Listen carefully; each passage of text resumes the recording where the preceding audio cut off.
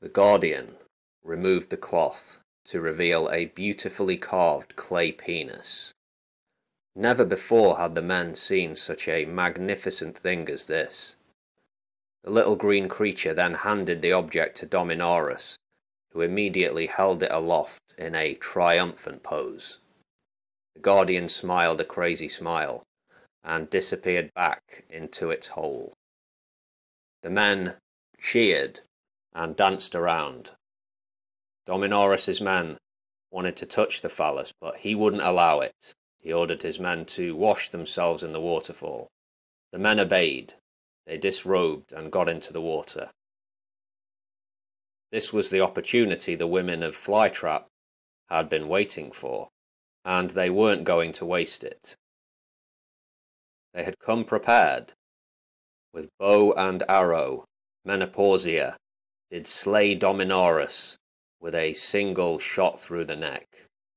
Slitica and Ovarius moved upon the men in the water and assaulted them with a flurry of arrows. They were given no chance to defend themselves. All died in a panic. Menopausia seized the phallus from Dominaurus's dead hand, and the women cheered while punching the air with great passion. They then took what they needed from the dead and left the way they had came. They used the torch and fire-making tools they had taken from their fallen enemies to pass through the cave system more comfortably this time. When they came out on the other side, Menopausia took the time to have a good look at the phallus in all its glory. It was truly a thing of great beauty. It was smooth, and the head was large. The women felt energized by its power. They travelled back to Flytrap, not stopping when night fell. The next day, they delivered the phallus into the hands of Queen Clotoma. After telling their sovereign what had happened, the queen let out a booming laugh, which electrified the royal court. She then granted honours upon the three sisters, who had risked their lives to bring her the phallus. The more the queen held the clay cock, the more aggressive she felt, the more ambitious she became, the more her sexual desire grew. Clotoma called together a military council and put them on notice. Flytrap would go on the offensive as soon as it was able. King Dick became more and more anxious as he awaited the return of his party. He confided in his royal council that he feared they had gotten lost. Of course, the truth was far worse than this. But far worse was still to come. Under the cover of night, a large army from Flytrap had moved on Maskul. The guards inside the city walls had been drugged by female slaves, who had been recruited to act in the interests of the Vajirans. Males from Flytrap had entered Maskul posing as traders from Douchdonia. They had been invited to indulge in pleasures of the flesh by their hosts. When in private with these slave women, they cautiously revealed the plans of Queen Clotoma to them. The males of Flytrap found these ladies to be very willing participants in the potential demise of Maskul. With the guards taken care of, the slaves opened the gates of the city, allowing Flytrap's women to enter in. The Vajiran were swift with their bow and arrow, as they were with sword and dagger. The macho Amarad were caught flat-footed and suffered huge losses. However, a group of men, the king's elite guards, were able to mount a gallant comeback, killing a significant number of the invaders. Queen Clotoma herself was among the invaders. She slashed and pushed her way through to meet the elite guard close to the centre of the city. Her own elite guard rushed forward as best they could to stay with and defend their sovereign. The Queen sheathed her sword and reached into her golden bag. She then brought forth the Phallus of Destiny and held it aloft. The men knew they were now fucked. Even though they had never seen the glorious object before, somehow they instinctively knew what it was. Could they be imagining it, or was it in the heat of the moment? Was the Phallus of Destiny actually glowing as they stood transfixed on the beautiful clay cock? The Queen's elite troops did drive forward and run through the king's guards, one by one. Realizing the battle was lost, some men did flee the city in panic and terror. Even though this was against all they had been trained to think and do, they ran away for fear of their lives. Of the men who remained, very few were left alive. A small number were captured, including King Dick himself. There was to be no raping or pillaging or wanton acts of destruction. King Dick was brought before the triumphant Queen, who took up temporary residence in his former palace. She found him to be unrepentant for his crimes. She ordered him to be castrated. She gave the other captives a choice: bow down to her or face the same as Dick. They chose to recognize Clatuma as queen. After this, the Queen declared that Mascul was no more, and the city should hence be known as Cuckuldia. Clatoma placed Menopausia in charge of the city as governess, and commanded former King Dick, from here on to be known as Silly Sally, to aid her in the role of royal eunuch. The remaining men of former Mascul would be set to work as odd job men, helping the new dominant female class as they were instructed. For these men, the humiliation was crushing. A way of life proudly followed for generations had been violently swept away in one dark night. For the men who ran away from battle, the future was uncertain. Some headed straight to Douchdonia, abandoning their pride and humbly requesting sanctuary.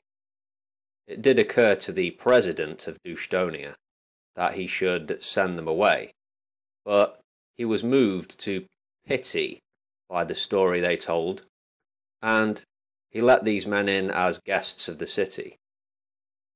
President Emo Knob, who was in a state of fear that the Vajirans would seek to attack him and his people, and so he went to his Senate and asked them to grant him emergency powers to raise funds for a greater defence force. This they granted him with little hesitation. Some of the men fled to Rejectus and did their best to hide. The city of the Broken was an inhospitable place, but it did provide some protection, in that there were many holes to hide in, and it wasn't the kind of place you would want to go looking for somebody unless you really had to.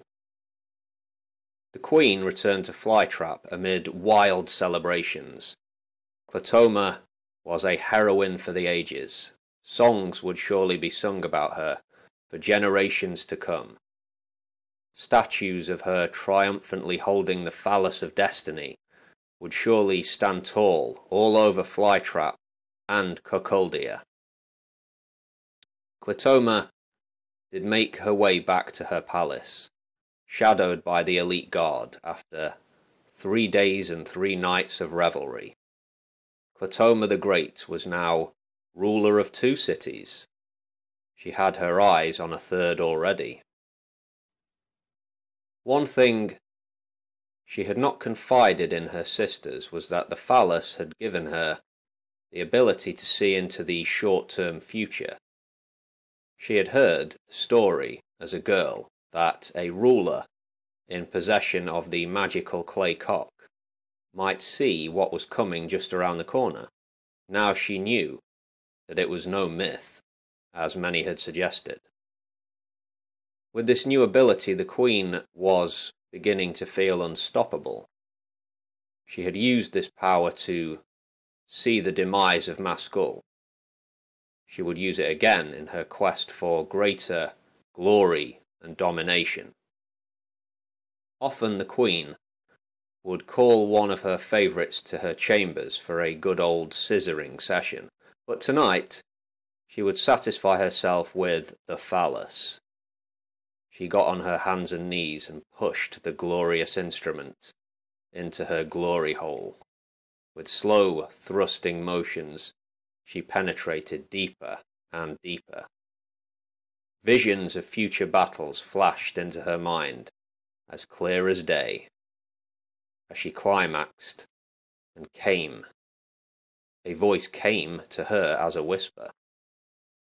It told her to set upon Phallus. This was Destiny's path surely. She thought this must be the phallus guiding her. But the visions she saw this time were different from the ones which preceded victory at Mascul. The Queen removed the wet phallus from herself and placed it on the pillow next to her. She fell asleep right there next to it. The monarch of Phallus, King Tregorian the Queer, had received word from his spy network of the fall of Mascul. The king strongly suspected that an attack would come soon from the Vajiran, but Tregorian had an advantage over his enemy, which he was determined to exploit. One of his own had been able to infiltrate the inner circle of Clatoma. This was his secret weapon. Cleverly disguised as a passable female, and going under the name Scrotina, Tregorian's loyal subject Fabian had not aroused any suspicion among the Queen's elite guards. When the attack came, it was no surprise to Phallus. The city would rely on a keen fighting force, and they were well equipped to go into battle. They would, of course, have been happier bumming each other in the royal bathhouses, but life couldn't be all fun. Sometimes you had to stand up and do what was needed. Much in the same way as with Mascul, Flytrap sent a large force to the gates of Phallus. But unlike the former attack, this was a daytime assault. Queen Clatoma had seen the gates of the city smashed in a phallus-induced vision, and so it was that the vision became reality. The Vajiran used battering rams to put the gates in. As they were hammering their way through the gates, they were able to pick off a few of their enemies with bow and arrow from high above. The Vajiran forces pushed through, slashing and hacking down well-dressed homosexuals as they went. Clatoma held back outside the city walls, hoping for another vision as she clutched the clay cock tightly. In a flash, she saw her own body lying dead on the sand. She could not believe it. Most of her forces were now in the city, and her elite guard was about to pass through. Without thinking, she rode forward on her big black stallion to join them. Just as they were about to pass through the broken gates of Phallus, Clatoma felt the knife in her back. The guards had no chance of stopping the sneaky assassin. Scrotina rode away into the city, with several guards in pursuit. The assassin was also a thief, for he actually, had snatched the Phallus of Destiny from the Queen's hands Clatoma fell from her horse and hit the sand with a thud. She whispered something with her dying breath that sounded something like death to all faggots, but her guards could not be sure. The queen was dead, but the battle raged on. Fabian was able to lose Clatoma's guards in an alleyway. He ran into a small house, which was actually a doctor's surgery specializing in rectal prolapse, and got rid of the Scrotina disguise.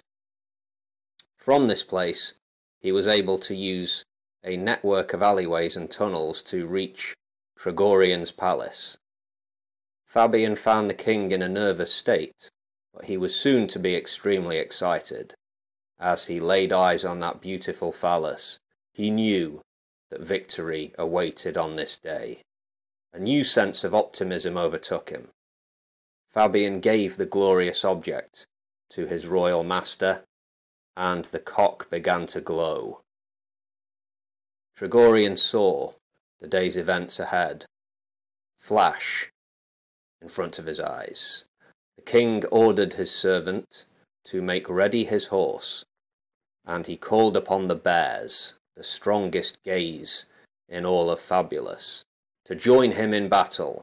The bears, also known more commonly as the hairy power tops, were a formidable fighting force indeed.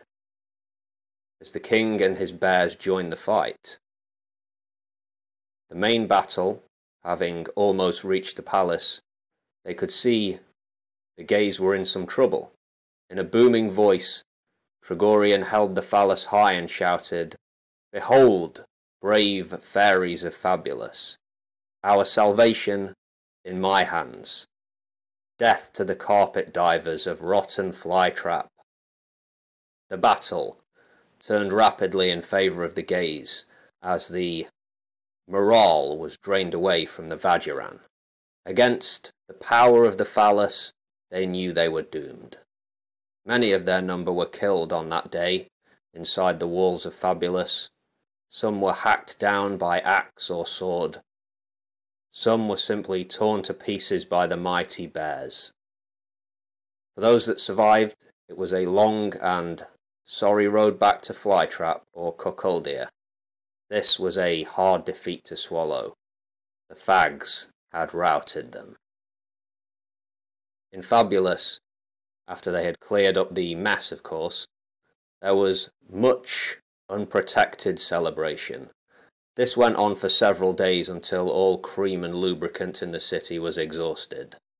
Tregorian was full of confidence. He could now see a path to the gays becoming the dominant political power of the known world. The Phallus would of course act as his third eye. Tregorian was keen to go on the attack. Like Clatoma before him, his aggression, his ambition and his lust were greatly increased by the object he now had in his possession. He clutched and prayed to the sculpted penis. He even put it in his mouth when he thought no one was looking. He should have been more mindful about where the thing had been. A vision came to him in the night. He must attack and take Cuckoldia on the morrow. When he informed his bears, they took his message to the rest of the army. Some of the fags seemed uneasy about the prospect of going out from Fabulous and fighting on foreign soil. However, the bears were able to shout down the dissenting voices, and soon enough the gays were on the march.